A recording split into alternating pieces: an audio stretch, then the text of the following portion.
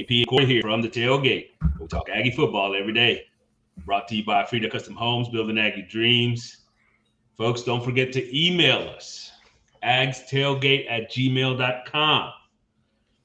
Send us commentary, questions, some ideas for the show if you want. There's something you want us to talk about. Today, Corey, it's all maroon and white. We're not going news and notes. I don't care about baseball or basketball, track. I don't care about any of those things. All maroon and white. I'm with you. First things first, man. So game on Saturday, Kyle Field, 1 p.m. I was on campus. I was there. I was in the stadium. I sat in one of the end zones because I wanted to get a good view for offensive line purpose to see what's going on as far as the full play for that offense, see what's going on there. And I'm going to tell you, man, the atmosphere was phenomenal. It wasn't a packed house by any means. We didn't have 100,000 folks in there. But even with the probably, I'd guess, somewhere in the 40,000 sort of person range, the bottom deck was pretty heavy. I mean, the crowd was into it, man. They were into it for a maroon and white game. There were recruits in town. The guys from the 22 class who still aren't on campus, they were all there. I mean, it was a good crowd. A bunch of former Aggies, man. Former Aggies looking good. Boys sporting them guns. You can tell the pros, man, because they walk around with no sleeves. You know what I mean? Oh, yeah. All the pros, no sleeves, huge guns. That's all I'm saying. That's how we roll. That's how we roll. I like how you say we. Yeah.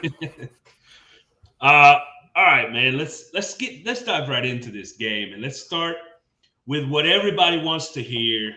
Let's talk about this offense and some of the things that we thought were done well, some of the things that maybe not so good. So, Corey, I'm gonna let you start. I'm gonna let you start here offensively, man.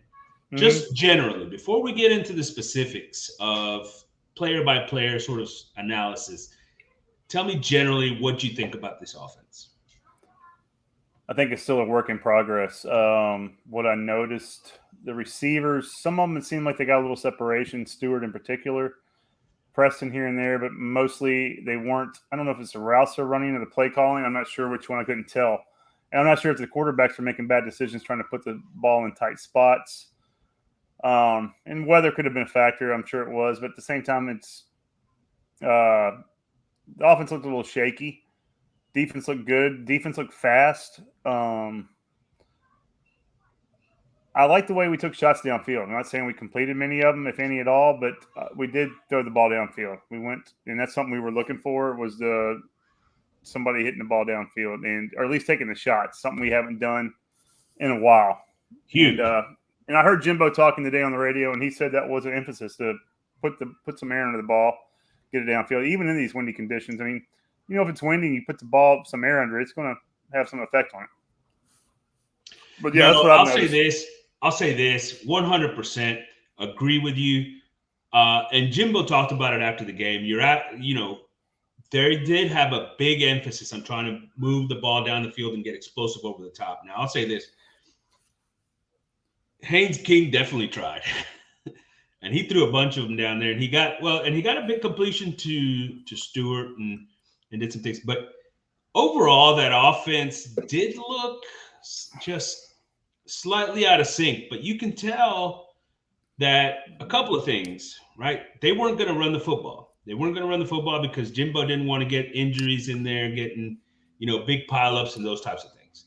Right. So the running game was non-existent pretty much for the most part. And then the second part is that they were being more aggressive with some of those balls down the field. Now, my problem with all that is that it's still the same sort of very simple, very ugly offense. Even when they're throwing it, the only downfield balls they threw were fades. You know what I mean? It wasn't like there were some rub routes or something coming off. And with a post coming in over the top, or something with a double move, or nothing where you're really helping wide receivers, you're really helping the quarterback. The offense looked like it's the same, except the quarterbacks do it down the field more, Right. which we've been asking for. And not only that, the quarterbacks took off and ran a lot more than what I've seen the past couple years. I mean, Mon didn't do it as much as we wanted to. Calzada couldn't do it. So, I mean, Max Johnson looked pretty good running the ball. Haynes looked good running the ball. Connor, like I said. So let's get right to it, man. Let's talk about these quarterbacks. And first thing we know is Haynes King started with the first team.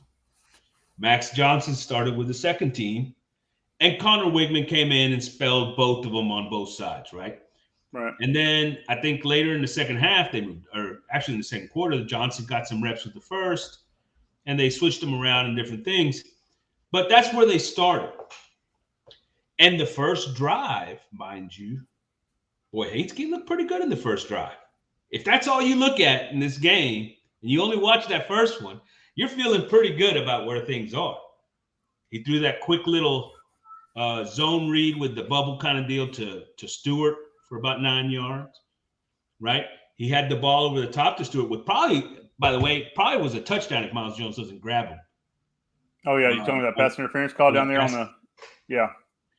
No, I mean, I agree with you. Just in my assessment of watching both Max and Haynes, not so much Connor. Like I said, I watched it on TV. I didn't go to the game. To me, Max seems more poised in the pocket. He's keeping his head downfield. He's taking the run if it's there. Haynes, to me, seems more unsure of himself. He seems like he's in a hurry to get rid of the ball or a hurry to make a decision to run down the field. Max seems to me like he's letting the play develop more. This is just what I noticed. Haynes, I didn't notice that as much. And it seemed like Haynes forced the ball in there to a couple of spots, got picked or incomplete. And that's what I'm concerned about with this team. With that kind of defense that I think we're going to have a good, solid defense. You don't want to put them in short fields. I mean, yeah, you want to have explosive plays. You want to take chances, but you don't force the ball in the double or triple coverage. And, I'll say this, and as I was looking at it, I agree with you that, boy, Max Johnson looks. But sometimes amongst those looks, he passes up a wide receiver. He passes up another wide receiver. And he got sacked 3 times. The LSU offensive line last year caught a lot of hell because he got sacked a bunch. After watching him on Saturday, part of that's his damn fault. Because there were several of those where he should have just the guy was open now, he should have let it go. You know what I mean? Right. And so I think in the throws that he made, it looked like he was on the right path as far as where that read was. He had a couple behind the guys. He threw the ball better on the run than what I thought he did. He threw the ball better running to his left, of course. He threw the ball better on the run. Yeah, he had that nice little boot to Blake Smith on the out, right? Yeah. I mean, he had some nice passes. He that pass to Blake in the end zone was a nice one. On the corner, for the touchdown. Yeah, that was a real nice pass. And nice grab by Blake Smith up high. Exactly. Right? I was going to say, man, that was impressive. I wasn't expecting that. Yeah. Max Wright. Max Wright has some. That boy, he needs to get his hands worked on. But here's the thing, with regards to Johnson, I still say this. He makes some nice throws here in these sections, right in the intermediate to short areas. He does a good job, as you said, sort of looking at the whole field, but he doesn't always make quick decisions, causes him sacks, and he doesn't really go over the top. So the explosive plays, those aren't going to come from Max Johnson. Max is going to be the steady Eddie, right? Steady Eddie. On the other hand, and I'm going to go 2 different things here. One, I thought Haynes King, once the ball was snapped, I thought he knew where the ball was going. For example, I didn't think that he had throws where he was throwing into big-time coverage. The interception over the middle is an exception there because I also think he's got his throwing hand hit by the pressure, right? So it ended up sailing on him. But if you looked at and watched him, it just looked like he was quick to get the ball out on everything. Boom. And yeah, maybe you say, oh, that means he's nervous or something. I thought it was pre-snap read where he recognized something and he got rid of the ball right off the bat because I didn't think he was throwing into coverage. What I just watched, it looked like he was throwing into coverage.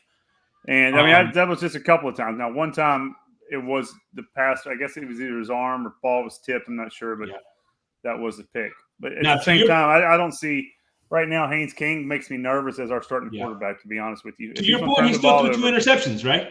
3. 2. No, was it 2? I thought it was 3. I thought I saw a third. He threw 2, Max threw 1, and the backup threw 1. Yeah.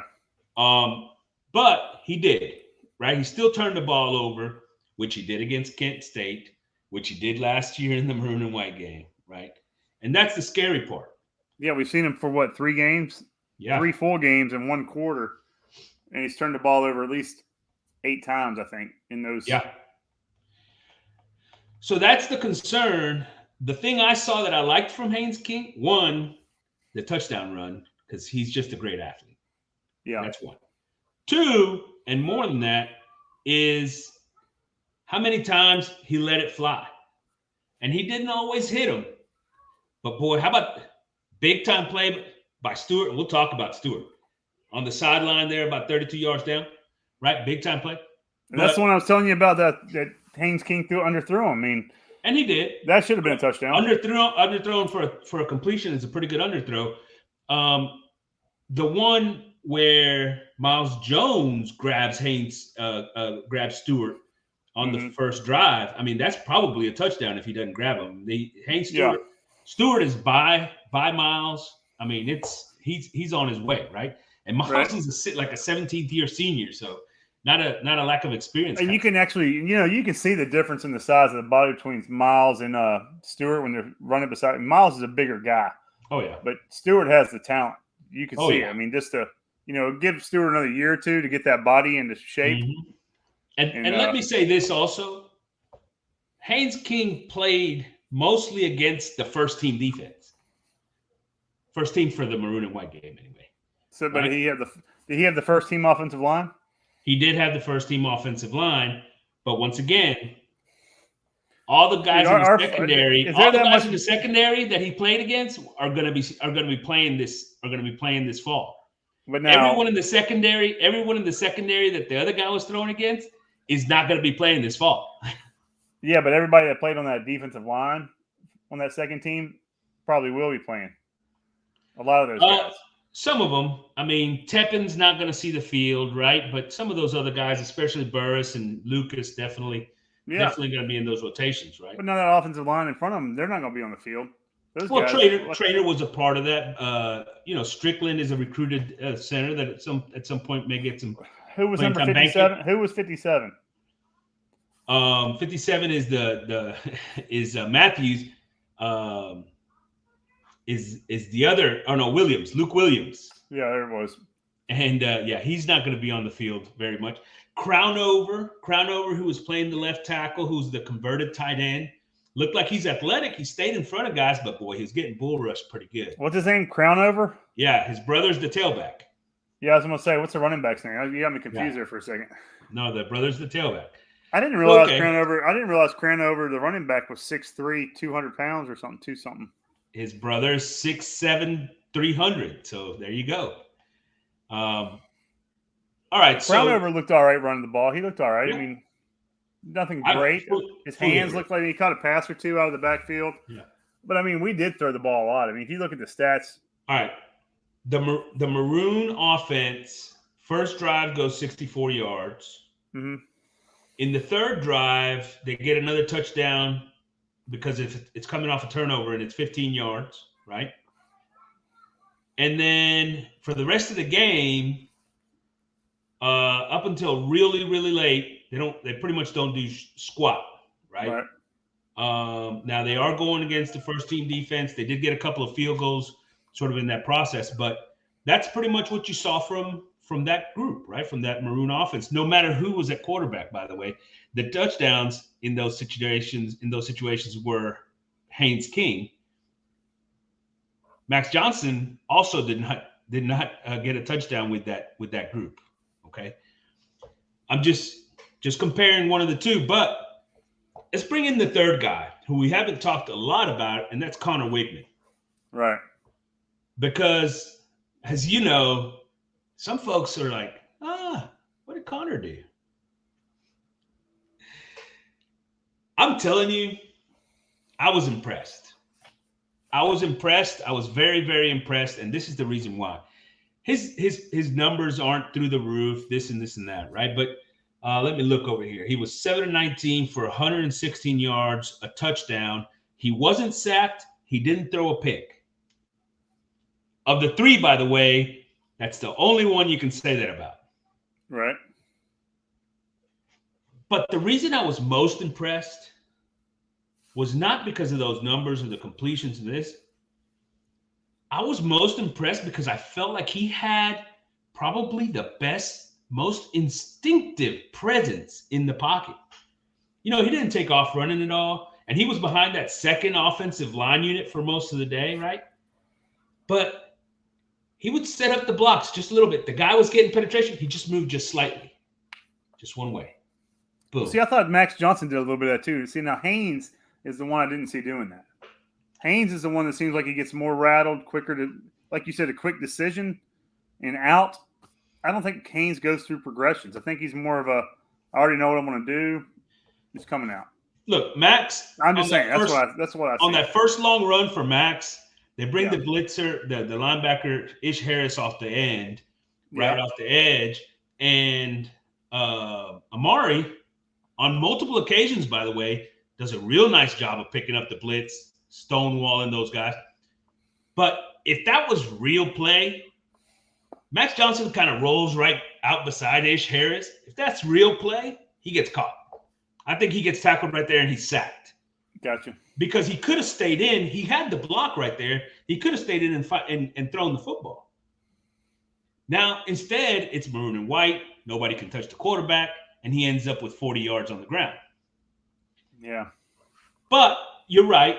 There was a couple of other times when he did sort of just move inside the pocket a little. But I'm telling you, Wigman's he just looks instinctive in there. And there were several times when he had a rusher in his face coming, and he just last second and just hits a guy in stride, right? I mean, he seems to have a little bit of that, dare I say, Manzelian instinct. Oh, come on. Why you want to curse the boy like that? I'm talking about his instincts, man. So what is your takeaway from the game right now? If you had who's our starting quarterback right now? I think that it's still King. Really? I think that it's still King. And here's my thing. I think some of the things that you don't see are where he is just most comfortable. Like I said earlier, his pre-snap reads I thought were phenomenal. Every time he got rid of the ball right off the bat, he was going to it quick. There wasn't pressure. He didn't have to avoid pressure. He didn't have to be instinctive at all. You know why? Because he got rid of the ball in like half a second. Love it. 2, his control of the offense, getting them lined up in a timely manner, making sure everybody's in the right spot, knowing what's, where the motions are, all those things. He's got that down. There was a couple of times, and you can't see it obviously in the video, watching it on TV necessarily, but I could see it in person. With Max, is a little bit slower. Sometimes running down the clock, right? Like you can't get, he wasn't quite sure where the people were supposed to be getting lined up at and doing different things. Now with Haynes knew. He's like, hey, over here. Hey, over here. You know what I mean? And what little about things Connor? like that. Huh? What about Connor? Connor wasn't really worried about some of those things, right? He was focused on trying to make his plays, man. Which he's a guy that's been on campus for, 3 months maybe. So that you understand that. what did I tell you? What did I tell you Saturday after the game? Though? What did I tell you Saturday after the game? He said that I was right. You're back in Connor. I did not say you were right. You did say that. Don't never, bring my wife in here. Never say those in front words. of my wife. Those words would never come out of my mouth. You can't. You said in front of my wife. But I did say this. That second part. Not that I'm backing Connor, but to a certain extent, at some point, if we're sitting there 3 and 4 games into the season, let's say right after that Arkansas game, we struggled against Miami. We lost to Arkansas. That's going to be a tougher game. That's going to be a tough game. Right? We lose to Arkansas. We're about to go into another tough game. Yeah. And we're sitting there, and all of a sudden we're thinking, well, part of the reason we're struggling here is because our quarterback keeps throwing interceptions all over the place. That's what I'm concerned about. I would go with Wigman. I would turn to Wigman at that point, not Johnson. I would turn to Wigman. And the reason being is he's got a little bit of it. He's got this. He just does, man. He's got that instinctive nature about him. I agree. I still think that for his sake, for Wigman's sake, I'd love to redshirt him next year, let him sit, and then in 23, allow him to take the reins. That's what I think is best for him and probably for this team. The best thing for this team is that Haynes King ends up with the job and plays well. Now, if he doesn't play well, it's time to change. It's time to change it, right? Well, yeah. I mean, like I said, what I saw, I mean, Max Johnson, I thought he looked good. I thought Max Johnson looked good. I mean, I don't think Haynes looked awful. Max Johnson is Kellen Mond. That's who he is. No, he's better than Mond. He keeps his head downfield well, and he took off running. You know, I mean, he ran more instinctively than what Mond would. Mond would try not to run. Mond would sit there, and we would want Mond to run, and he'd, oh, no, I'm not doing it. Yeah, but I want to see that in live action when he can get hit. Oh, of course. Yeah, me too. Now, and I'm not trying to be down on Max Johnson. I thought, like, it sounds like you are. It really sounds like you are. I thought he's steady Eddie, and I do think if you're in a situation where mid-game, I'll take steady Eddie all day instead of Mr. Turnover King over there. True. And I do think that if you're in a situation in the mid-game and Haynes King gets hurt, I'd probably go to Max Johnson. Come in, be the reliever, take over, blah, blah, blah, blah, blah. You know? And that's what I'm afraid is going to happen. I don't think he's going to do it by committee because he wants to, but I think he might have to sometimes. Well, I'm afraid King's going to come out there because he wants to. I think he's going to get mad at King every now and then for making these throws that I watched him making the last 3 times I watched him play. When I watched him throw 8 interceptions in 3 games. If he doesn't get rid of the interceptions, he won't be starting for long. I agree. You can't do that. You can't have turnovers. Right. I mean, it kills the whole morale of the team. I mean, your defense gets down. I mean, your offense, everybody. No, and you know, at the end of the day, especially with a defense that is good, a good defense, that's the last thing you can do, right? The last thing you can do is give the opposing offense an easy score, you know. And so I do agree with you. If he's continues to turn the ball over as he has in the games we've seen him so far, then he won't be the starting quarterback for this team for very long. But I still think he's the starting quarterback for this team right now. You know, that's what, and people don't understand what the Maroon and White game is. It's more of a exhibition game, just to get out there and have fun, throw the ball deep. I mean, yeah, I'm glad they did throw it deep, but I mean, is that really going to happen this year? Is that reality? Is that what we're going to see in the Aggie offense? Well, I hope so too, but we haven't seen it before. You know, though, I'm hearing Jimbo say some things, and he keeps talking more about the fact that, hey, if we're going to step this thing up, if we're going to go to the next level, we have to create explosive plays. Yes. Explosive plays. And he keeps saying it. How much do you believe him? I believe him. The old saying, fool me once, shame on you. Fool me twice, shame on me. Good point. Well, he's fooled me once telling me this stuff before. So, yeah. I want to see it first. Let him get out there and show me what he's going to do. Yeah. Put it out there. All right, so there were other players other than the quarterback on the quarterbacks on the field, and let's start off with the guy that stole the show. If you ask me, you talking about number 41, the safety? That's not him. I'm talking about the guy that stole the show offensively, and that's number 1. Some people are like, number one, isn't that Demas? Demas? No, not anymore, baby. Evan frickin' Stewart. Your boy, I thought showed out. Look, right off the bat, they get him the ball out in space quick. He makes a guy, he makes a guy miss, gets 9 yards. And gets in there, tough too. Gets in there, puts his head down, right? The guy to me, and then they follow that up. He beats Miles Jones off the freaking line like he's a red-headed stepchild. Mm-hmm. Boom, he's going to go score a touchdown. Miles Jones grabs the mess out of him because he doesn't want to look like a fool. Corey, we've said it for years, man. Jimbo's not going to start a freshman, yada, yada, yada. These guys can't get on the field as wide receivers, yada, yada, yada. Evan Stewart is starting for this offense as a freshman. I agree. Guaranteed. Yeah, I agree. I agree with you.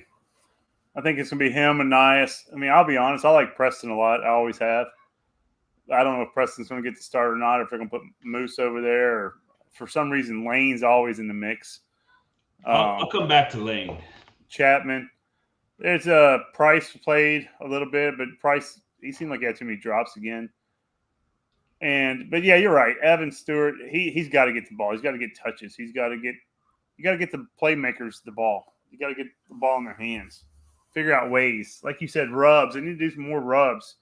We got a bunch of tight ends on this team. Let's, rub something with a tight end or do some crossing routes. Do something. Something different. Can you imagine a little double move with Evan Stewart?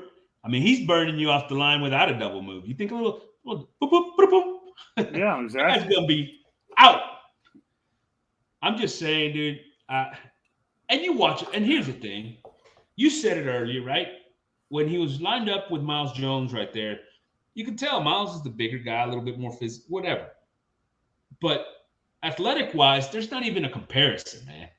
There's not even a comparison. Miles Jones never stood a chance because Evan Stewart is just a step above as an athlete. Yeah, absolutely. I think you are correct. I mean, I'd like to see him against these other guys that aren't on campus right now. I mean, Miles Jones, I don't know if he was our best secondary guy that was here yesterday. I mean, but he's good. I thought Moten played pretty well. But I mean, that's what I'm saying. I like to see him against some of these guys that aren't here that aren't quite practicing yet. Right. That's the stuff that's how you're gonna get better, is by playing people that are better than you or just Chappelle, Jalen, right. Those guys. All right, so Evan Stewart, I think everybody agrees, man. This guy is the present and the future, no doubt about it. You name some of the other guys. Look, and I'm going to go to Chase Lane, who you throw out there. Keith Brown. Keith Brown's another one. He looked pretty good. Yeah. Chase Lane lined up with the first group.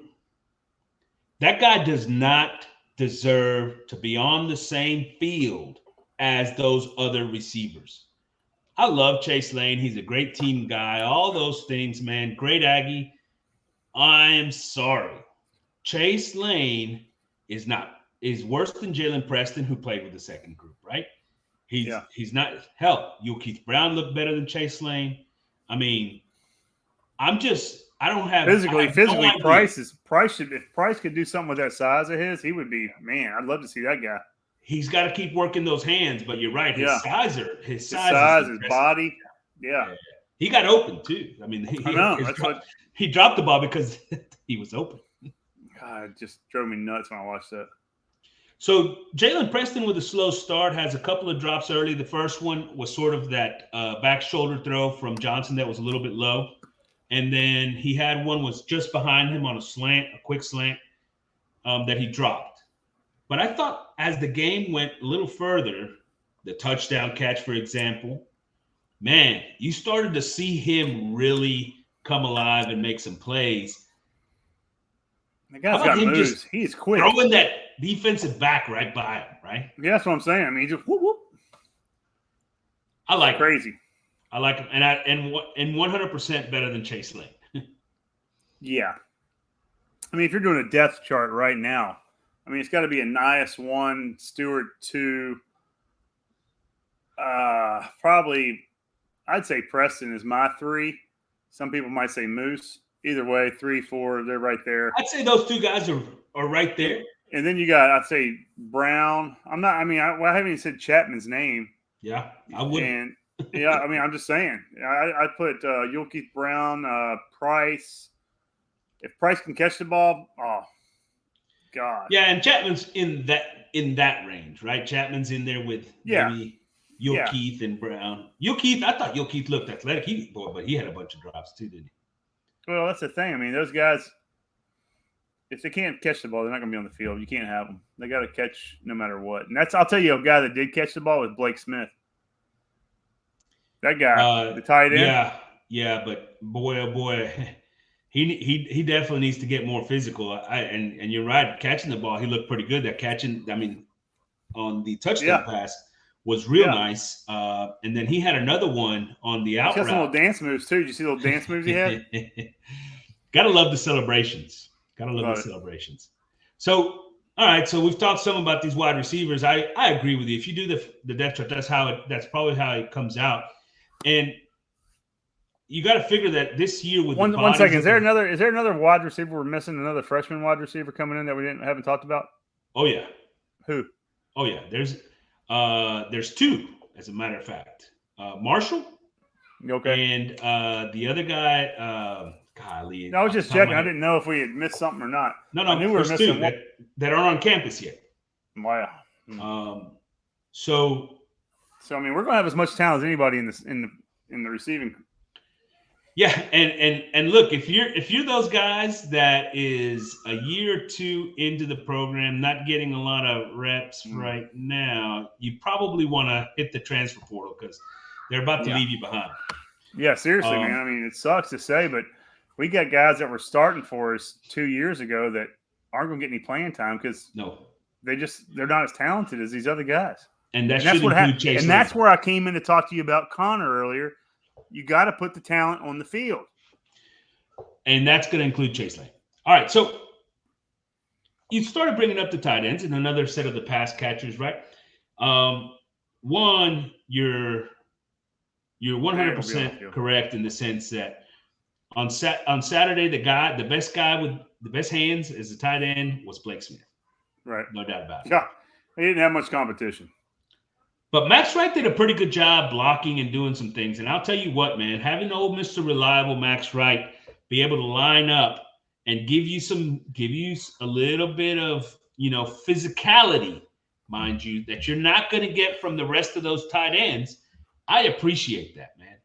Ultimately, Max Wright had a Max ball, Wright had Connor threw him a pass, hit him right in the numbers, and he just dropped it. And you see him just get angry at himself, like, oh.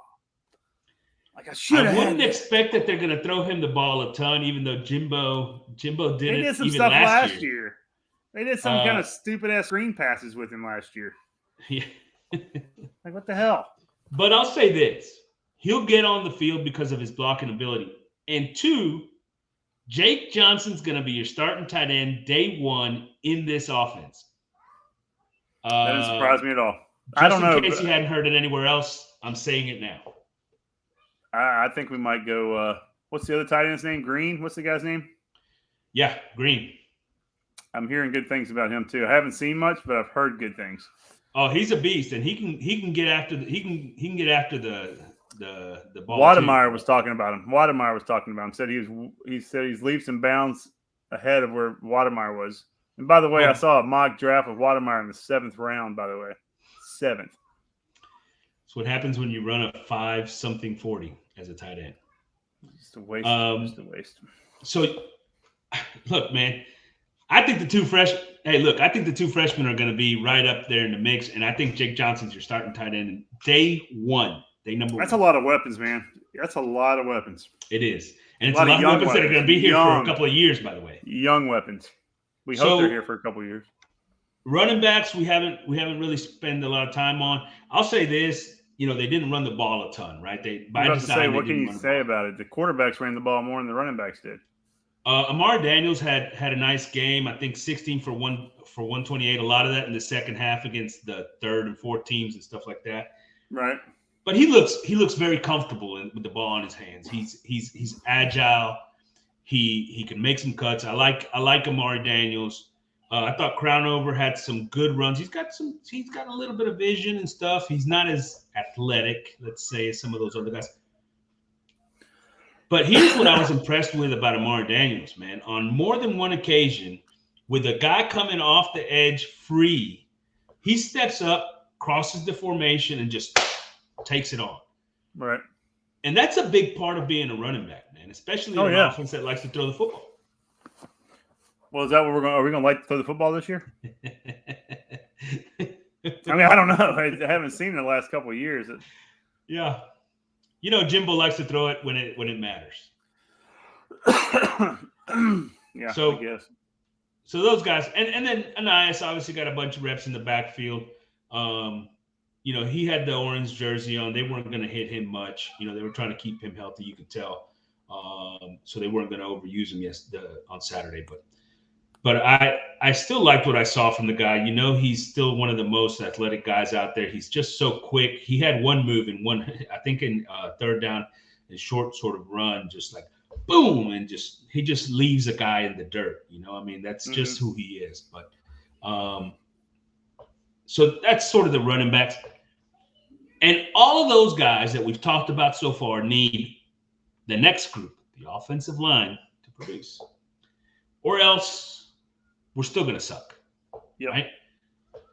And I watched the offensive line, and the only thing I don't understand here is Moko started at left guard next to Zune, in between Zune and Wyckoff.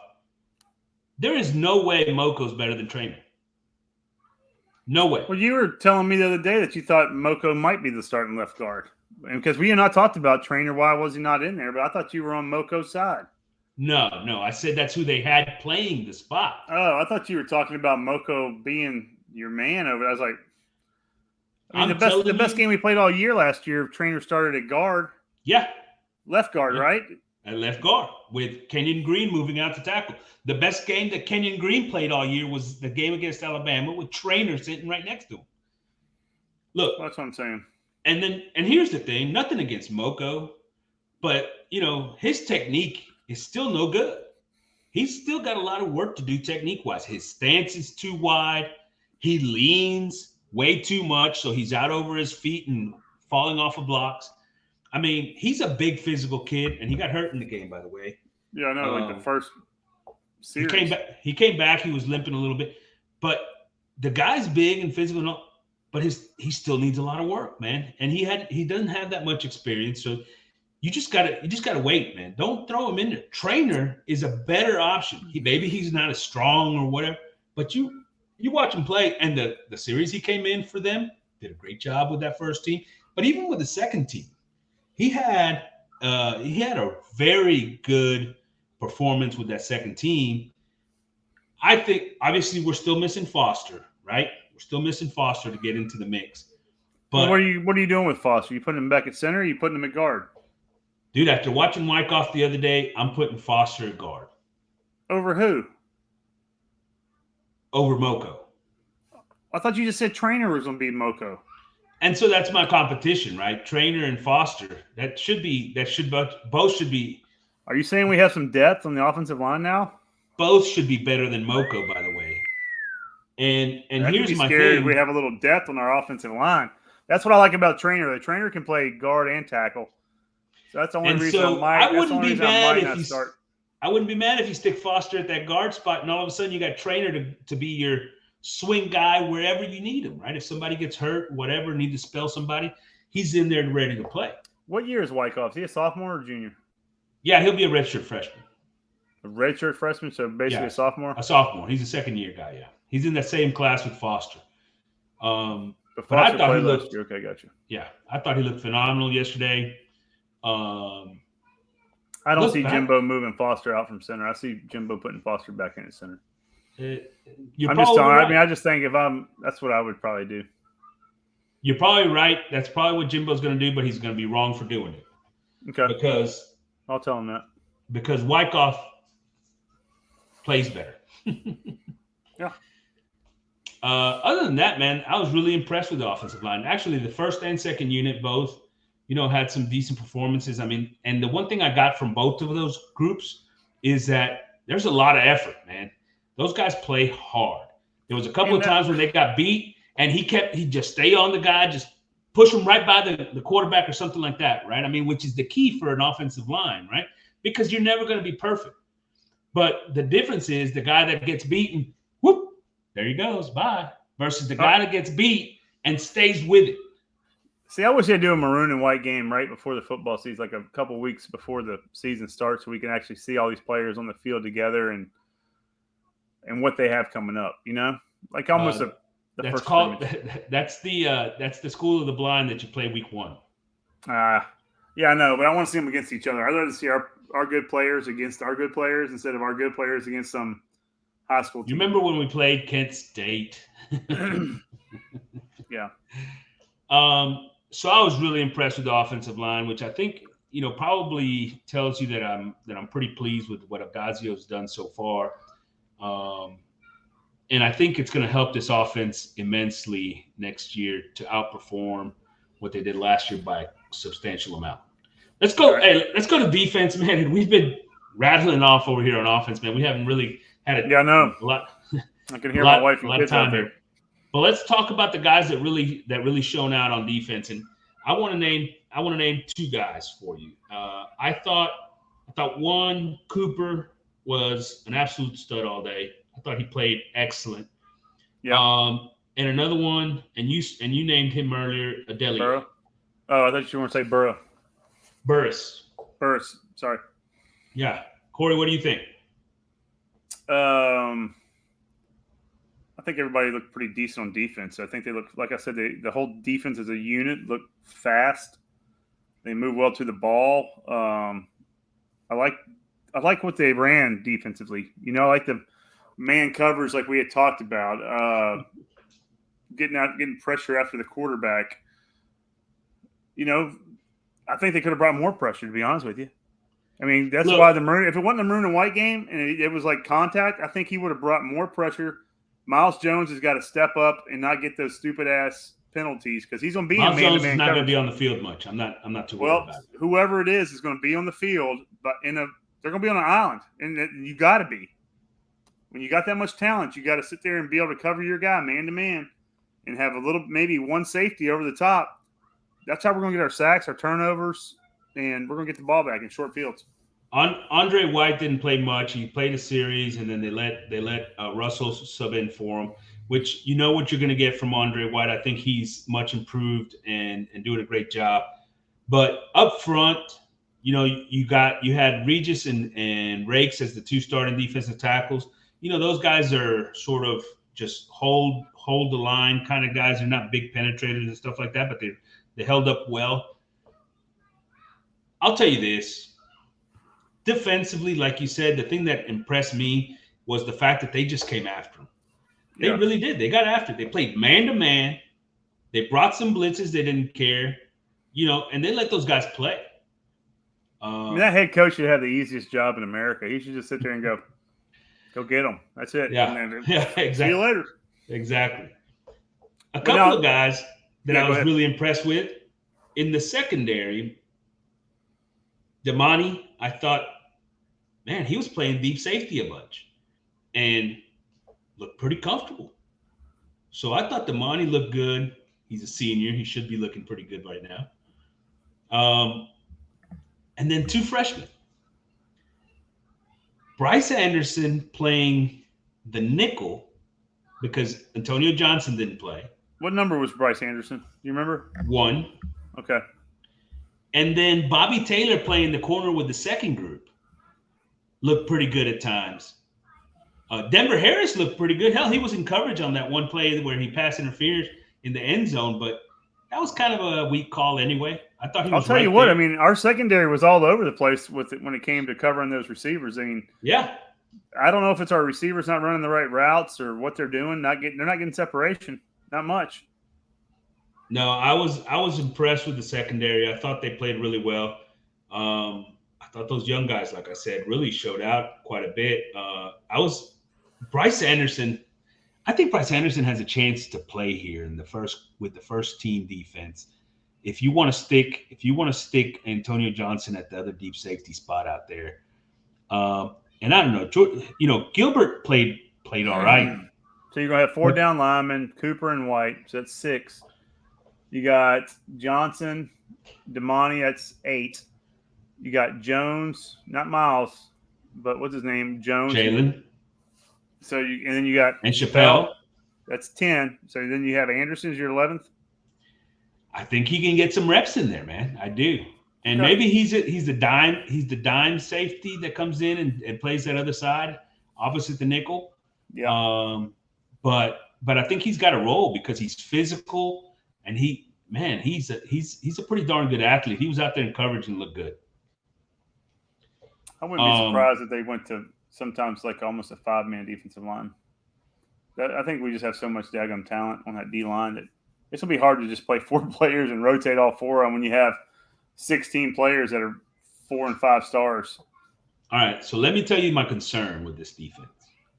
And I've said it before, and I'm saying it again. I thought Adelier played great. I thought Lucas played really well on the other squad at the defensive end. You know, Diggs comes out and he's solid. He's really solid. None of those guys is just a flamethrower off the edge. Mm-hmm. Not a one of them. And so they got a lot of interior pressure with their defensive line and things of that nature, bull rush. But they didn't – there wasn't a single time where they were just coming off the edge and you had a defensive end just beat the tackle off the edge and get to the quarterback. I don't know who that guy is. Is it Donnell Harris? Jason Harris? You know, who is it? Is it Maury? I'll tell you what. I'm not sure who it is, but we have a lot of options to make 1 or 2 of them, maybe 3 or 4. Because, like I said, we have a lot of future NFL players, and a lot of them might be interior D linemen. Yeah. But we got a lot of talent. And those guys on the outside, I mean, the speed I saw in that game we were talking about, I mean, it wasn't just the secondary looking fast. I'm talking the D-line looked fast. These guys look fast. I don't see that guy yet. One of these guys is going to have to step up. And now White, maybe? We're going to have more sacks this year than we did last year. Only if we blitz. Well, we're going to. Yeah, maybe. It looks that way. We're going to, yeah. It looks that way. So I am excited. Hey, and we do have some guys at the linebacker spot, by the way, that can come and bring some pressure, right? With White and Cooper. That's what I told you on our podcast like a couple weeks ago. The guy that you said, who's going to lead the team in sacks? I said White. You can they also like to bring the nickel, the cornerbacks off the edge over there. Well, you said they're not going to let Johnson do that this year. Are they going to let Johnson roam over there and do that again this year? Oh, yeah, it's fine. Well, there's your pressure off the corner right there. I mean, but you get that 4-man pressure. Okay, Alejo, 4-man pressure. You know what happens. Who's going to bring it? You're not going to have 4-man pressure the way we're going to run defense. We're going to bring somebody extra every time. Every time. Maybe. I don't care if there's it's situations where you like to have a guy. I don't care if it's 3rd and 50 or 3rd and 60. We're bringing an extra guy. I'd like to have a guy. I want to get that guy. I'll tell you, we're getting enough pressure in the middle. That pressure in the middle, the quarterback's going to run out left or right. There's going to be enough speed on that defense. All I'm saying, that's my one concern with this defense. Guys. That's my one concern with this defense. I'm not concerned about that at all. Questions from the tailgate brought to you by Rawson Distributing, assisting Aggies with all their drilling needs, Aggie owned and operated. What is the biggest offensive takeaway from the Maroon White game? Who impressed the most? Anyone that disappointed? I'll tell you what, who really impressed me. I mean, Stewart was great, but we haven't even talked about our special teams. I watched that kicker kick a 52-yard field goal in the wind or whatever. Davis. I was like, what did I just see? after that ball, did you see that ball moving? Mm-hmm. I mean, it was all over the place. No, I mean, we haven't talked about him at all, but special teams, I think we might be all right. Evan Stewart, Evan Stewart offensively was great. Disappointments. I mean, I don't want to say Haynes King, but he didn't excite me like I thought I was hoping he would. I was hoping that he would be the guy that you've been praising for the last 2 years, to be that guy, to make you look smart. But he hasn't. He's just making you look like an idiot. Poor guy. My biggest disappointment is the fact that Chase Lane was on the field. I can't believe Chase Lane was on the field for the first team offense. And I think we all know who impressed me the most. All right, question 2. What's the biggest defensive takeaways from the Maroon White? Who impressed you the most? Anyone that disappointed? Well, what's that kid's name that had 3 picks or 2 picks or whatever? That was pretty impressive. I mean, and that dumbass guy we were at the bar that was telling us, "Oh, we got a walk on. It's going to be starting." Do you remember him saying that? Avery Hughes.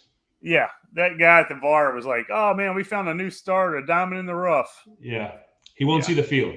No, exactly. That's what we told that guy. And this is the same dumbass guy that didn't think Evan Stewart played in the game. Yeah, so I hope he's listening.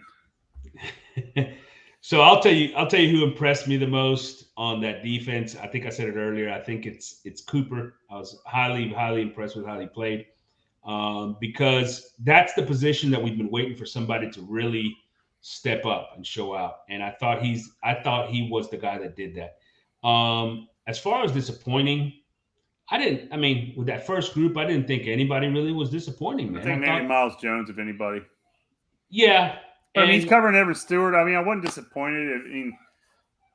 But I was impressed with our secondary as a whole. I thought our secondary as a whole looked good. Like I said, I mean, they were everywhere. And I'll be honest with you, I don't expect Miles Jones to play a lot. He'll be on the field more than you think he will. Maybe. He always seems to get out there. I certainly hope not. Mm-hmm. All right, Corey. Gig 'em Aggies. AP, Corey, signing out from the tailgate. All right, buddy.